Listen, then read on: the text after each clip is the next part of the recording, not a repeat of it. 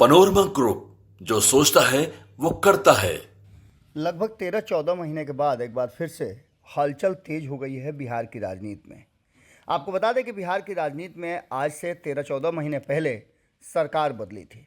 सरकार बदलने के बाद बहुत कुछ ठीक चल रहा था और ये कहा जा रहा था कि आने वाले 2024 और 25 के चुनाव में परिस्थितियां बिल्कुल अलग होंगी और जो पिछले 9-10 सालों से चल रहा है उसमें भारी परिवर्तन होगा। लेकिन अचानक से ये सब कुछ चेंज होता दिखाई दे रहा है, जबकि घटना बिहार में नहीं घटी है।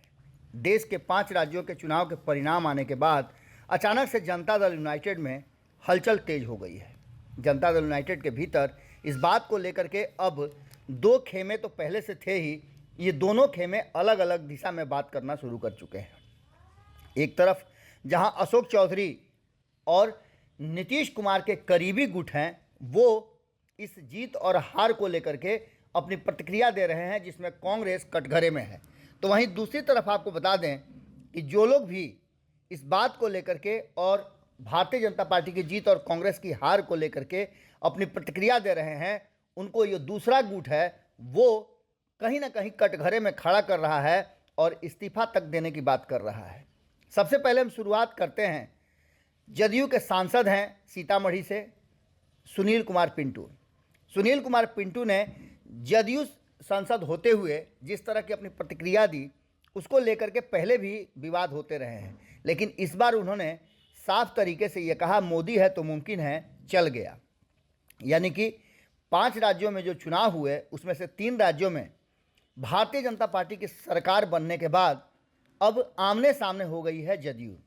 जदयू के सांसद सुनील कुमार पिंटू ने जैसे ही ये बात कही, उनसे फ़ौरन इस्तीफा मांग लिया नीरज कुमार ने। नीरज कुमार ने पिंटू से पूछा कि अंतिम कश तक सांसदी का मजा लेंगे क्या? अगर ऐसा लगता है तो वो क्यों नहीं इस्तीफा दे देते हैं। भाजपा का बोरो प्लेयर बन करके वो खेल रहे हैं, इस बात को भी कहा जा रहा है। तो वहीं आपको बता दें कि इन सारी बातों को लेकर के लगातार सुनील कुमार पिंटू निशाने पर है।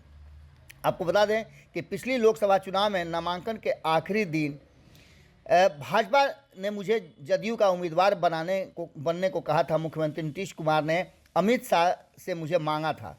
जदयू के पास उम्मीदवार नहीं था, मैं इससे इनकार नहीं कर रहा था, लेकिन मैंने ये 5 साल पूरी ईमानदारी के साथ जदयू के सदस्य के रूप में काम किया है। ये एक पहलू है।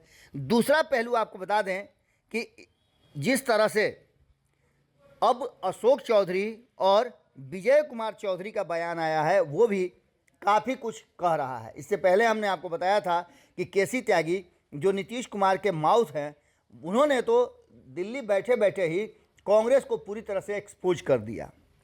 अशोक चौधरी का अब नए सिरे से जिस बात की लगभग चर्चा बंद हो गई थी, शुरू कर दिया है। अगर कांग्रेस INDIA गठबंधन को समन्वित करने 5 राज्यों का चुनाव लड़ती, तो ऐसी स्थिति में ये देखना नहीं पड़ता।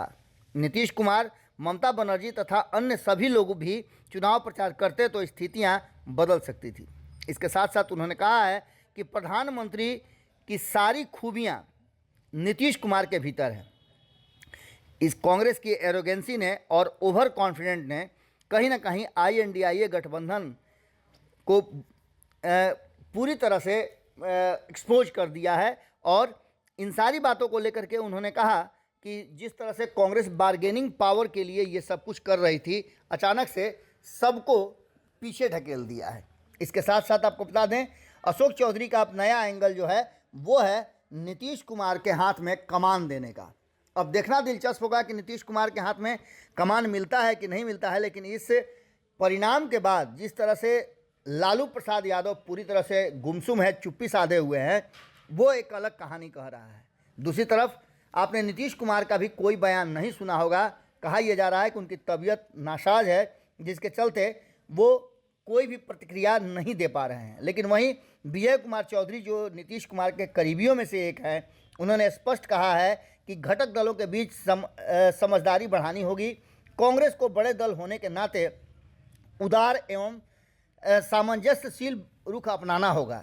इन सारी बातों को लेकर के उन्होंने कहा है कि एकजुट दिखाना और एकजुट रहना बहुत ज़रूरी है अगर भारतीय जनता पार्टी से लड़ाई लेनी है। 6 तारीख को कांग्रेस ने घोषणा किया है कि वो INDIA गठबंधन की बैठक करेगी, लेकिन इसके साथ साथ आपको बता दें एक और महत्वपूर्ण बात है कि क्या INDIA गठबंधन की ये बैठक जिसे कांग्रेस ने बुलाया है वो सफल होगी। इस पर सवाल जरूर खड़े कर रहे हैं, लेकिन जनता दल यूनाइटेड के भीतर पूरी तरह से असमंजस की स्थिति पैदा हो गई है और भीतर हलचल तेज है। एक खेमा पूरी तरह से कहीं ना कहीं साफ दिखा रहा है कि नीतीश कुमार जो फैसला लिए थे आज से 13-14 महीने पहले, वो फैसला एक बार फिर से कटघरे में खड़ा है और उस फैसले पर कोई बड़ा निर्णय या सोचने की ज़रूरत महसूस होने लगी है। देखना होगा कि इसके बाद क्या निकल करके सामने आता है। एक दिन और इंतज़ार कीजिए, 6 तारीख को जब बैठक होगी INDIA गठबंधन की, तो क्या निकल करके सामने आता है। जुड़े रहिए भारत लाइव के साथ। बहुत बहुत धन्यवाद। अगर ये वीडियो पसंद आई और वह बिहार के राजनीति और बिहारियत से सरोकार रखेनी तो सब्सक्राइब बटन दबा के चैनल के सब्सक्राइब कर ली। ओजे एगो घंटी बा, ओकरा बटन दबा देला से कुल सटीक और मारक खबर रुआ मुफ्त में मिल जाई। अगर रुआ पत्रकारिता के हमनी के नया प्रयोग में सहयोग कर चाहतानी तो ज्वाइन बटन दबा दी। पेटीएम नंबर नोट कर ली 9386816700। धन्यवाद।